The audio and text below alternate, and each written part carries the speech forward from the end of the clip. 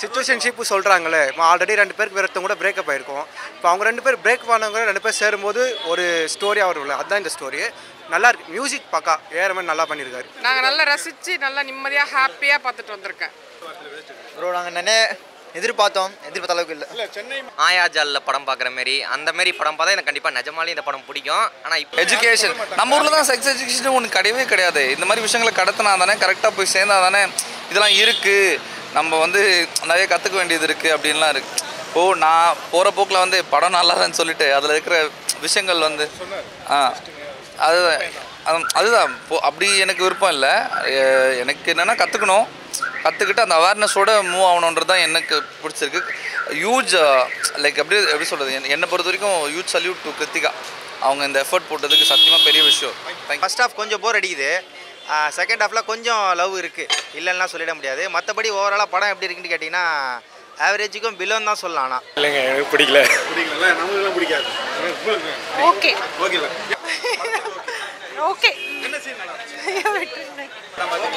Okay okay நல்லா பிடிச்சதுங்க. Songs JRM museum, Jayam Ravi acting, Nithya Menon எல்லாமே சூப்பராக இருந்துச்சு. என்னையிலுக்கு தடி சாங் வர அந்த ஹம்மிங் போர்ஷன்ஸ் எல்லாமே நல்லா இருந்துச்சு. கடைசியில் வருது நடுவில் ஒரு பீஜிஎம்ஸ் அண்ட் ஹம்மிங் எல்லாமே அந்த நல்லா இருந்துச்சு. ரவி மோகன் கம்பேக் செம்ம படம், சூப்பர் படம். ஜெயம் ரவி கம்பேக்கு. ஜெயம் ரவி இல்லை, ரவி மோகன்.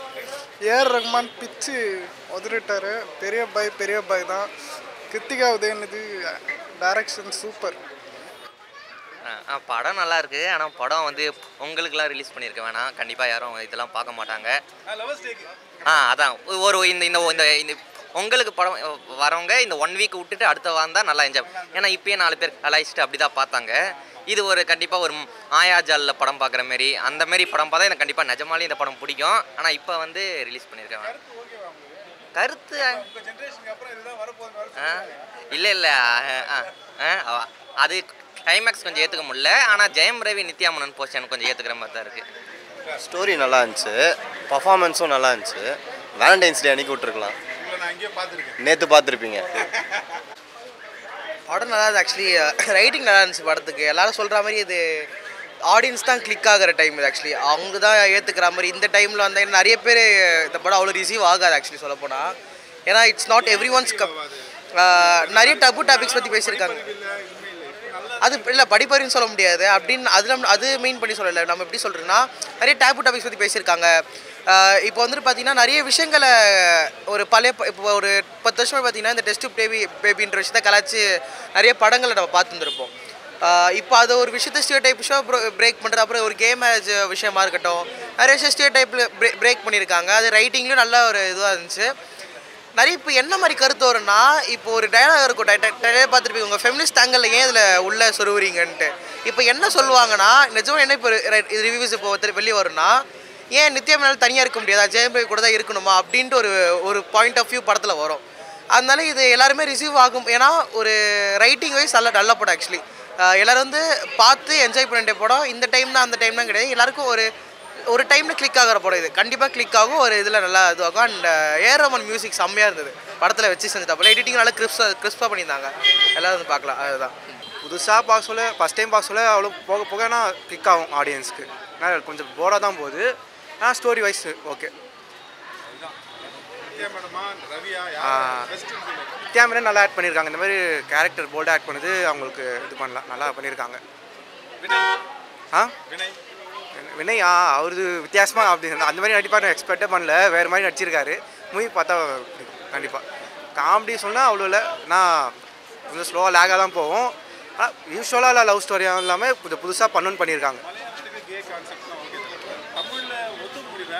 அவங்க கான்செப்ட் என்னன்னா, இப்போ அது அவங்க கான்செப்ட் என்ன எடுத்துக்கினா, இப்போ இப்போ கரண்ட்டாக எப்படியெல்லாம் லவ்ஸ்லாம் போகுது அதெல்லாம் காட்டணும்னு சொல்லி காமிச்சிருக்காங்க.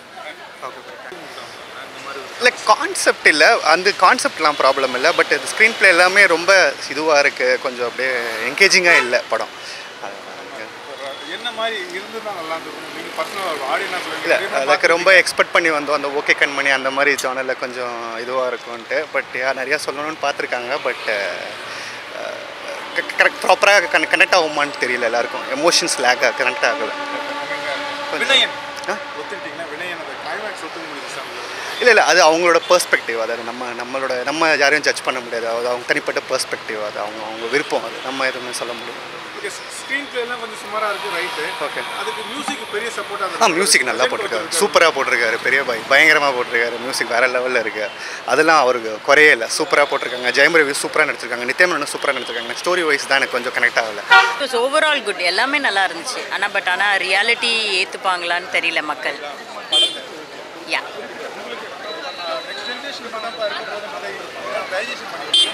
It will be very difficult, கொஞ்சம் டிஃபிகல்ட்டாக இருக்கும்.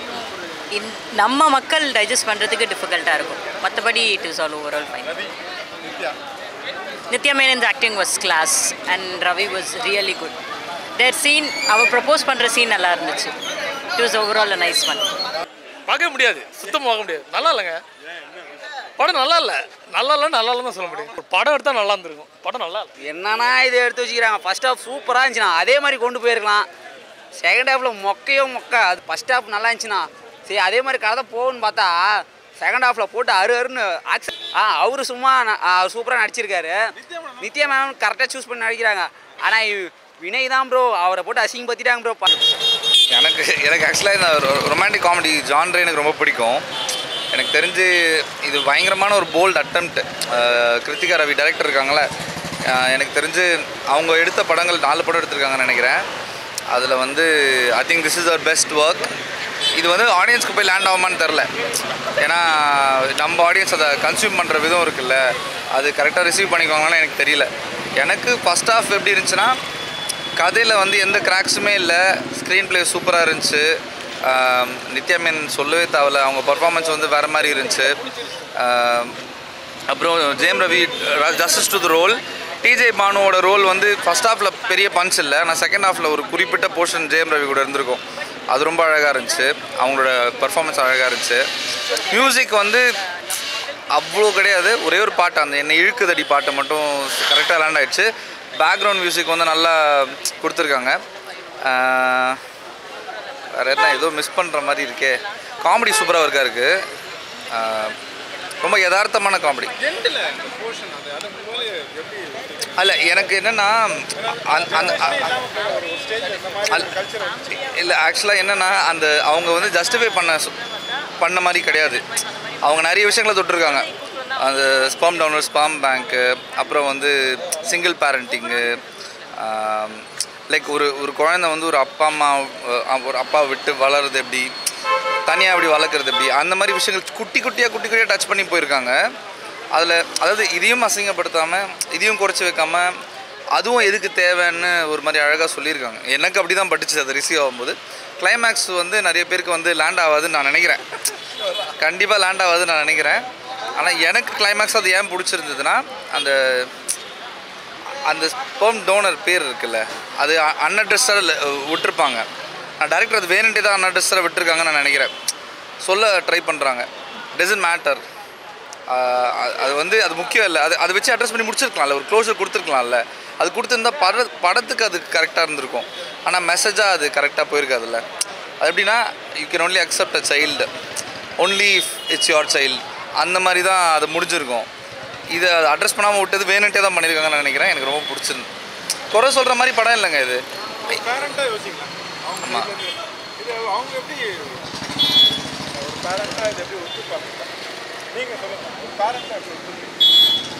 மைண்ட் செட் தான் எல்லாமே. பேரண்டாக ஆப்வியஸாக வந்துட்டு இதை பிரித்து பார்க்கணுன்னு எதுவுமே கிடையாது. It is a mind set. So டெஃபினட்டாக வந்து அக்செப்டபிள் ஃபேக்டர் ஹையராக இருக்கும்.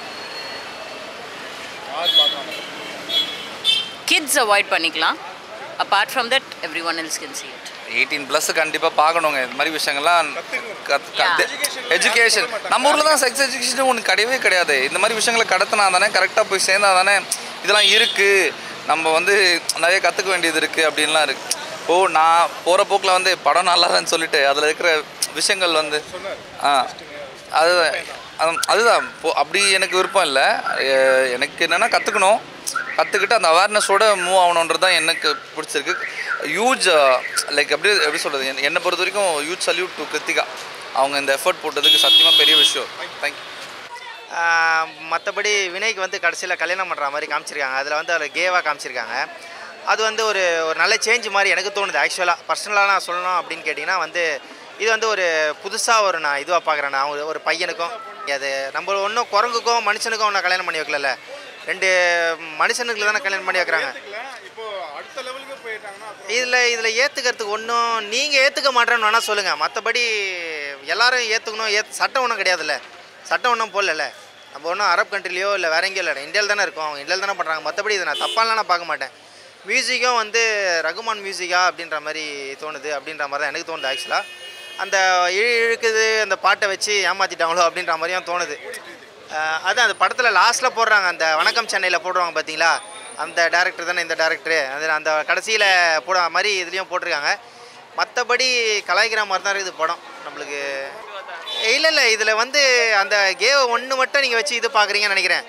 மற்றபடி இதில் நல்ல கருத்து இருக்குது. ஆக்சுவலாக என்ன சொல்ல பொறுத்த வரைக்கும்னா அந்த ஜெயம் ரவிக்கு வந்து என்ன கருத்து சொல்கிறாருன்னா, நிறைய இதுவாக பாப்புலேஷன் இருக்குது, அதை கண்ட்ரோல் பண்ணணுன்ற மாதிரி தான் சொல்கிறாரே தவிர மற்றபடி வேறு இதில் எதுவும் தப்பாலாம் கிடையாது. அது வினய் ஒரு கேரக்டர் வந்து ஒரு கேம் மாதிரி காமிச்சிருக்காங்க, மற்றபடி அதில் வேறு எதுவும் சொல்கிறதுக்கு வேறு ஒன்றுமே இல்லை என்னை பொறுத்த வரைக்கும். ஆக்டிங் நல்லா இருந்துச்சு, ஜெயம் ரவி ஆக்டிங் நல்லா இருந்துச்சு, நித்யாமன் ஆக்டிங் நல்லா இருந்துச்சு, சூப்பராக இருந்துச்சு. கருத்து மூவிக்கு ஓகே, பட் நார்மலாக இதுக்கு செட் ஆகுமா, பட் மூவி பார்க்குறதுக்கு ஓகே, என்டர்டைன்மெண்ட் நல்லா இருக்கு பார்க்குறது. தேங்க்யூ.